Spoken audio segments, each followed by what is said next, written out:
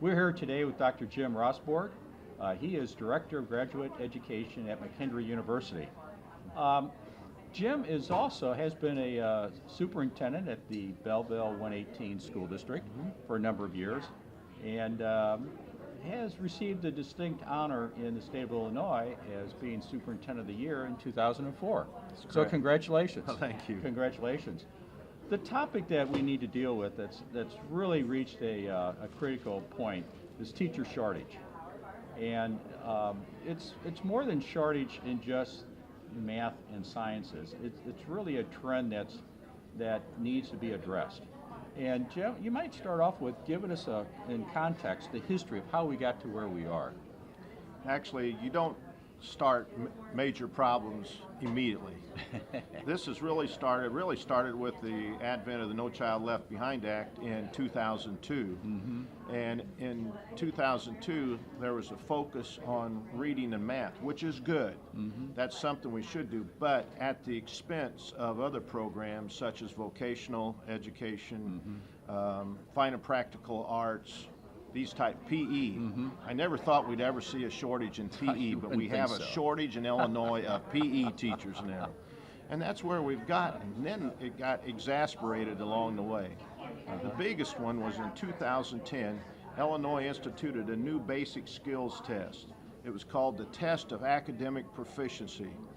And this test, it changed. For example, we believed that all teachers should go through basic skills assessment, but it has to be fair. In 2009, McKendree had 89% passage rate, which was one of the highest in the state. And then in 2010, McKendree, with the change of the test, had 26% passage rate, which was one of the highest in the state. So what happened at the state level in 2010 was a travesty. It did not increase rigor and make better teachers. It just was a test that became impossible to pass, to where now we're ranging between a 17% and a 24% passage rate, which is absolutely terrible. And then following that, you had other rules on principal preparation that kicked in.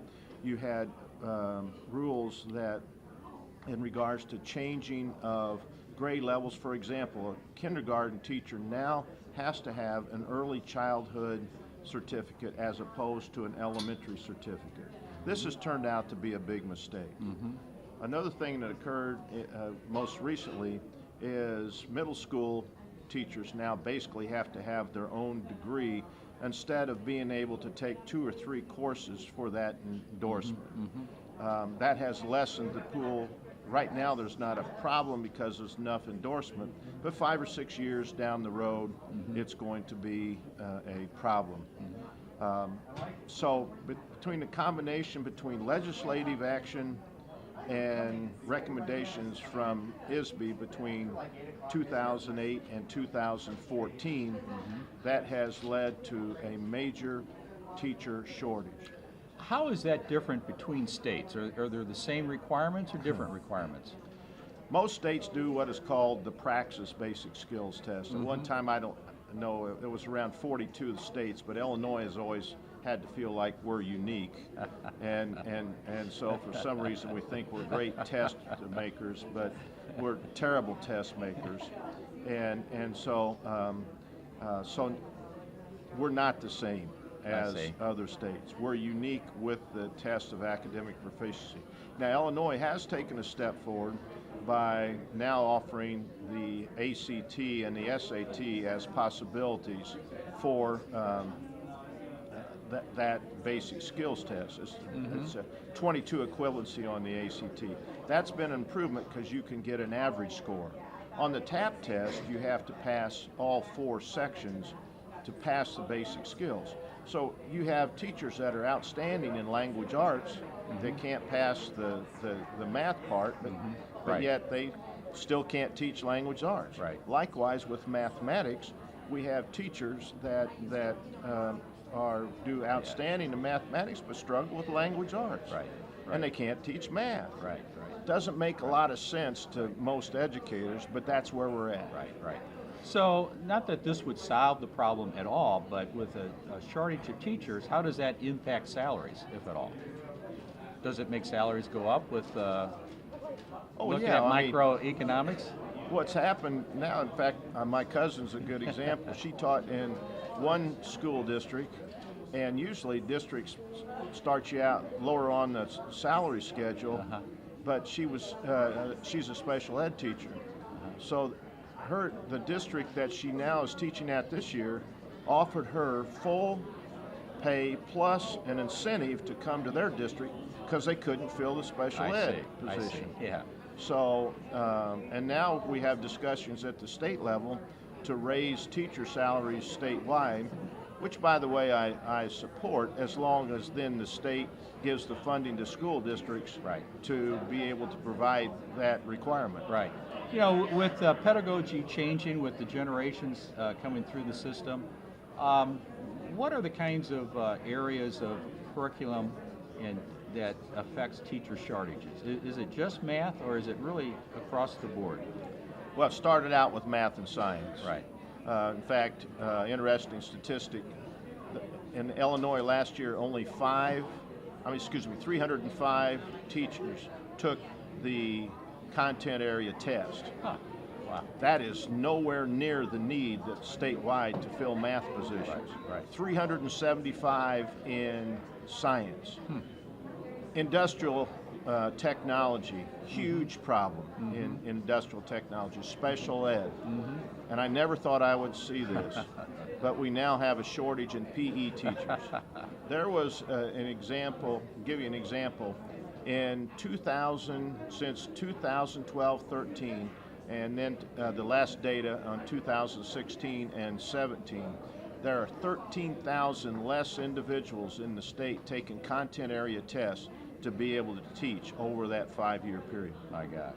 So it is a very, very big problem, and this is not going to go away.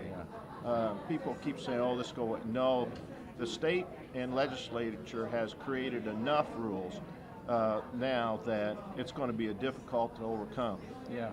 Well, the trend line's obvious, but what are the solutions, and how do you implement them in kind of phases? The ones that are the easiest, and the ones that will take some time before you see some results. The global change that needs to take place needs to put rules back in, not statutory but regulatory. That was the change that took place in 2008, is that a lot of these laws were put into statutes. So now to change them, you have to go through legislature again. Wow. So that's a big problem. The next thing is the TAP test has got to go to where we have, and I'm one that I support a basic skills test, but we do not need elementary teachers, for example, to take upper level mathematics for basic skills. Right. The TAP test is equal to about a 26 on the ACT. In the audience, I would challenge how many people had over 26 on their ACT. Yeah. And so that's the global thing that has to change. And with the TAP, adjust it to it's a fair test. Now, that's not a lessening of rigor. I use this example all the time. We've established a test that is not achievable. It has to change. When you have a passage rate of students that got out of high school in the upper 50% of their class and cannot pass it, and you have a 17 to 24% passage rate, that has to change. I always say with the standards of rigor, if someone told me I had to jump over a 6-foot bar, then I would say, and I'm 68 years old, and I have to do it in a year, I'd ask 2 questions. I would say, can I use a trampoline or something like that, or can I have 6 big guys just throw me over that bar? But otherwise, it's not an achievable goal. We have to make our goals achievable. We have to make our assessment achievable. That has to change.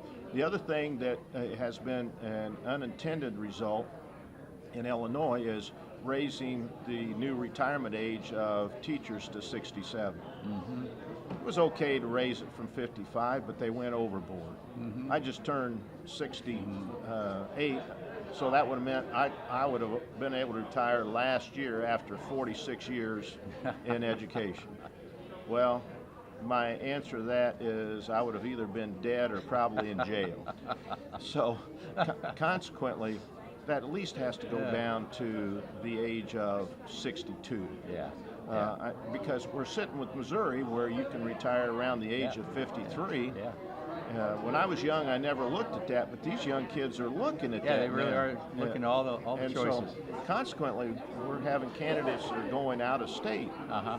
Another interesting research statistic. Illinois high school graduates are going to out-of-state universities more than any other state in the union besides New Jersey. Tells you that they're starting to get it. Here's the other consequence that legislators and the state board didn't think about.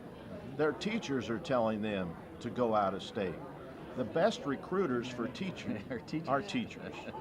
And so when you had these individuals that students respect telling them to go out of state, they're doing it. Yeah. Is there a universal plan in the state that says, here's our package of change, or is it every district on their own with how they approach their teacher shortage? Well, the state's going to have to get involved. The district can have, the only way that a district can get involved now is, and I support this, I think they should have their grow your own, try to get your grow your own students as they go to college and then come back to that high school. Scholarship.